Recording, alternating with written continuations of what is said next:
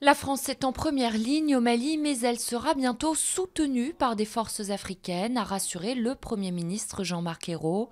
Les députés ont observé une minute de silence à la mémoire des militaires français tués lors de ces opérations. La France a lancé vendredi une intervention au Mali pour stopper la progression des combattants islamistes.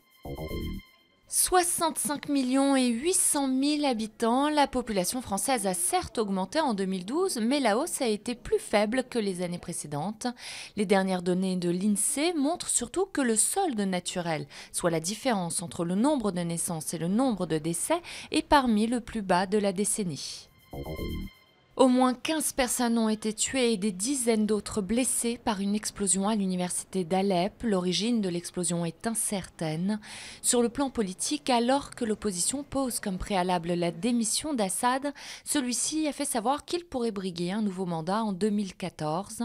La Syrie est en proie à une révolte qui s'est transformée en conflit armé depuis 22 mois, causant la mort de plus de 60 000 personnes.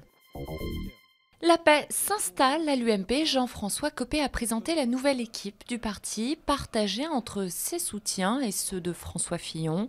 Un peu plus tôt, le groupe dissident RUMP, qui réunissait 73 députés au plus fort de la crise, a été dissous.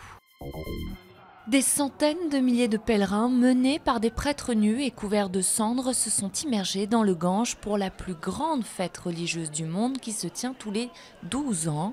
La Kumbh Mela, qui a débuté lundi, se déroulera pendant 55 jours. Le pic de fréquentation sera atteint le 15 février avec 20 millions de dévots attendus.